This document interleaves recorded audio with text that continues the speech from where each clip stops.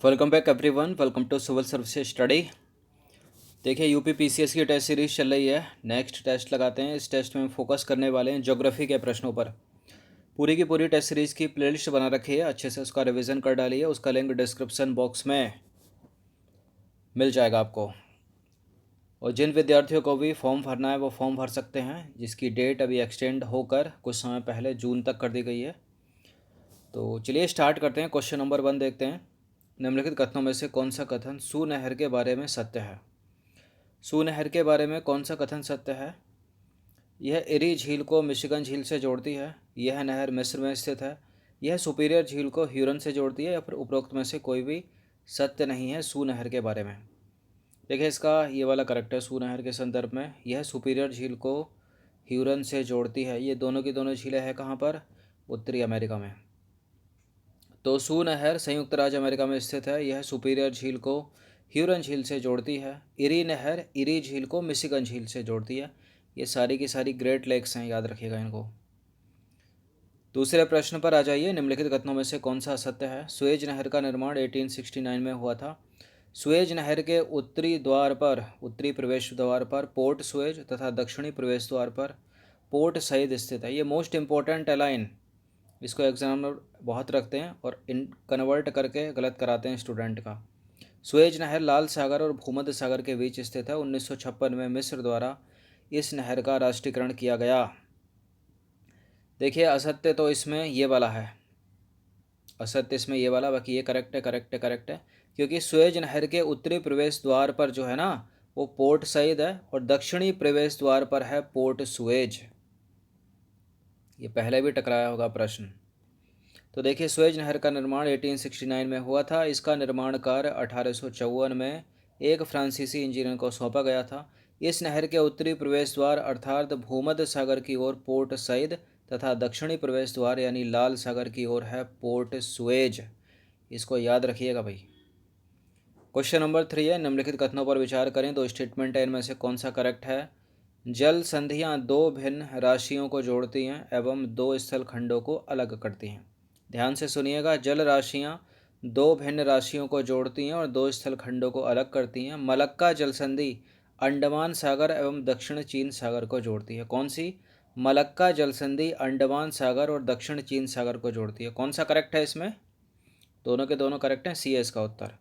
तो देखिए मलक्का जल संधि अंडमान सागर और दक्षिण चीन सागर को जोड़ती है तथा मलक्का प्रायद्वीप को सुमात्रा द्वीप से अलग करती है।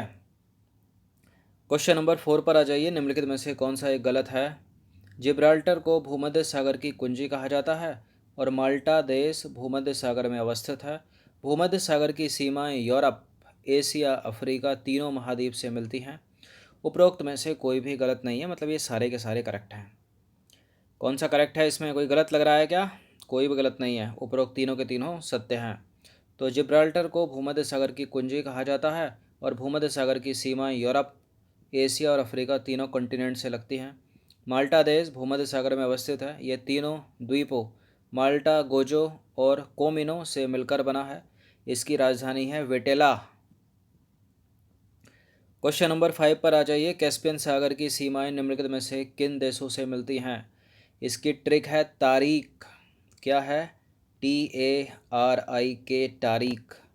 मतलब तुर्कमेनिस्तान, अजरबैजान, रशिया, ईरान और कजाकिस्तान। तो कजाकिस्तान, रूस, अजरबैजान, ईरान।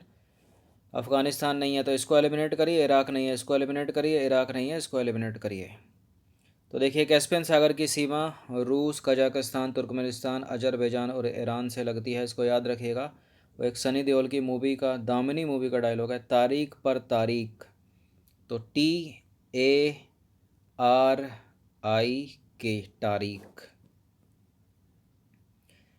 क्वेश्चन नंबर 6 है। चियापास का पठार निम्नलिखित में से किस देश में स्थित है? चियापास का पठार स्थित है नॉर्थ अमेरिका में। मतलब कहाँ पर हो गया फिर ये? मैक्सिको में। तो चियापास का पठार दक्षिण मैक्सिको में प्रशांत महासागर के तट पर स्थित है। स्पेन के आइबेरियन प्रायद्वीप पर मेसेटा का पठार स्थित है। याद रखिएगा इसको। क्वेश्चन नंबर 7 पर आ जाइए। निम्नलिखित कथनों पर विचार करना। दो स्टेटमेंट है यहाँ पर, बताने के इनमें से कौन सा करेक्ट होगा? कराकुरम मरुस्थल और काजी को मरुस्थल दोनों के सम्मिलित रूप को तुर्किस्तान मरुस्थल के नाम से जाना जाता है। मोजाब मरुस्थल कजाकिस्तान में स्थित है। मोजाब मरुस्थल कजाकिस्तान में स्थित है। पहला वाला तो करेक्ट है, क्या दूसरा करेक्ट है? दूसरा वाला गलत है, क्योंकि मोजाब मरुस्थल दक्षिणी कैलिफोर्निया में स्थित है, मतलब संयुक्त राज्य अमेरिका यूएसए में। तो देखिए, कराकुब मरुस्थल जो है तुर्कमेनिस्तान में स्थित है, और काजीकुब मरुस्थल तुर्कमेनिस्तान व उज्बेकिस्तान में स्थित है। कराकुब मरुस्थल और काजीकुब मरुस्थल दोनों के सम्मिलित रूप को तुर्किस्तान मरुस्थल के नाम से भी जाना जाता है। क्वेश्चन नंबर 8 पर आ जाइए। निम्नलिखित कथनों पर विचार करना, दो स्टेटमेंट बताना कि इनमें से कौन सा करेक्ट है। इन दोनों में से भू आवेष्टित देश वह देश हैं जिनमें समुद्री तट रेखा नहीं पाई जाती, और सबसे बड़ा भू आवेष्टित देश कजाकिस्तान है। बिल्कुल है, दोनों के दोनों करेक्ट हैं स्टेटमेंट।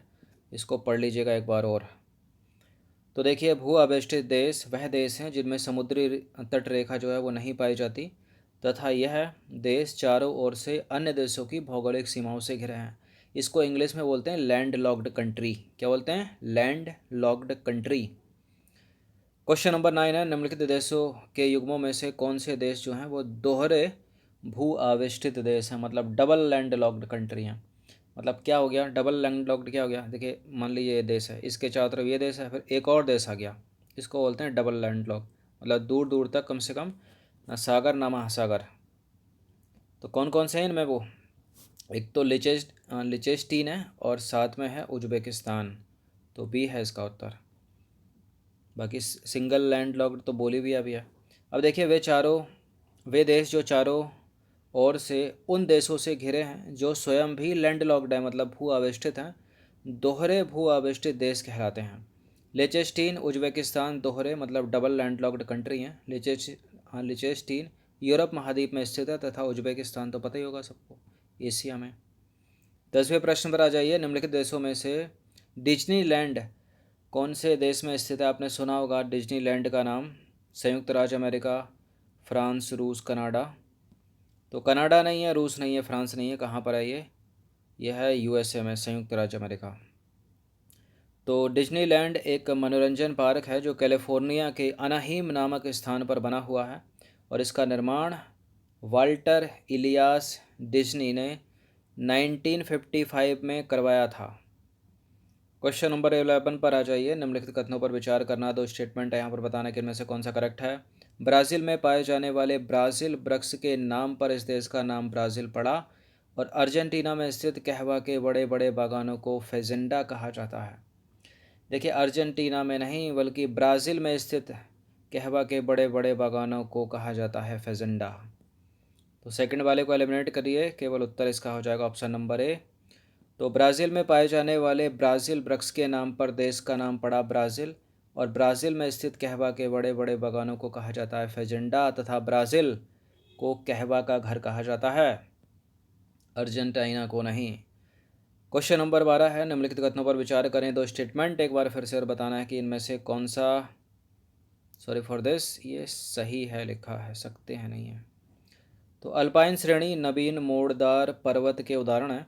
अल्पाइन श्रेणी का विस्तार अटलांटिक महासागर से कैस्पियन सागर तक है। दोनों के दोनों करेक्ट हैं। तो देखिए, यूरोप के दक्षिण में अल्पाइन पर्वतों की श्रेणी पाई जाती है। यह पर्वत जो है वो नवीनतम मोड़दार पर्वत के उदाहरण है। इनका विस्तार अटलांटिक महासागर से कैस्पियन सागर तक है। देखिए, एक एक प्रश्न मोस्ट इम्पोर्टेंट है उत्तर प्रदेश पीसीएस की दृष्टि से। अच्छे से इसका रिवीजन करना आज भी, और जब पेपर आएगा उससे पहले भी। टिटिकाका लेक है एक, इसके संदर्भ में विचार कीजिए। लेक टिटिकाका या टिटिकाका झील, तो पेरू और बोलीविया के बॉर्डर पर है टिटिकाका झील, ये सबको पता होगा। और यह विश्व की सबसे ऊंची नौगम्य झील में से एक है। नौगम्य झील है ना ये, में कहाँ से आ गया? तो करेक्ट है बिल्कुल दोनों के दोनों स्टेटमेंट। इसका आंसर हो जाएगा ऑप्शन नंबर सी, पेरू व बोलीविया के मध्य अवस्थित है। तो दोनों के दोनों सत्य हैं। इस चीज़ को जो है 50 बार, बहुत बार पूछा होगा कि लेक टिटिकाका, तो पेरू और बोलीविया के बॉर्डर पर स्थित है, और सबसे ऊंची नौगम्य झील है ये। तो देखिए, टिटिकाका झील बोलीविया पेरू या पेरू बोलीविया के मध्य अवस्थित है। इस झील के तट पर बोलीविया की राजधानी लापाज स्थित है। ये प्रश्न भी अलग से पूछा जाता है। यह विश्व की सबसे ऊंची नौगम्य झील है, ये प्रश्न अलग से पूछा जा सकता है। एक एक स्टेटमेंट में नया प्रश्न है। निम्नलिखित कथनों पर विचार करें। दो स्टेटमेंट है यहाँ पर, बताने कि इनमें से कौन सा सत्य है। मैकेंजी नदी का उद्गम स्रोत ग्रेट स्लेव झील है और मैकेंजी नदी संयुक्त राज्य अमेरिका की सबसे बड़ी नदी है। बिल्कुल पहला स्टेटमेंट करेक्ट है। मैकेंजी नदी का उद्गम स्रोत ग्रेट स्लेव लेक है, लेकिन मैकेंजी नदी कनाडा की सबसे बड़ी, किसकी, कनाडा की सबसे बड़ी नदी है, ना कि संयुक्त राज्य अमेरिका की।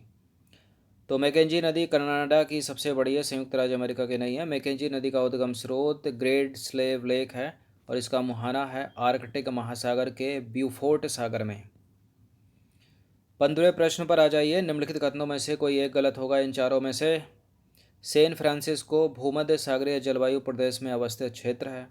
होनोलुलु अमेरिका के हवाई राज्य में होनोलुलु अमेरिका के हवाई राज्य की राजधानी है।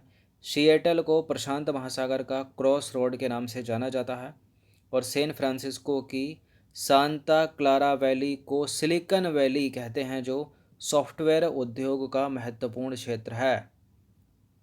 अब इसमें करेक्ट है, पहला करेक्ट है सी, करेक्ट है डी, लेकिन इनकरेक्ट है बी, क्योंकि होनोलुलु को प्रशांत महासागर का क्रॉस रोड के नाम से जाना जाता है, ना कि अमेरिका के हवाई राज्य के नाम से।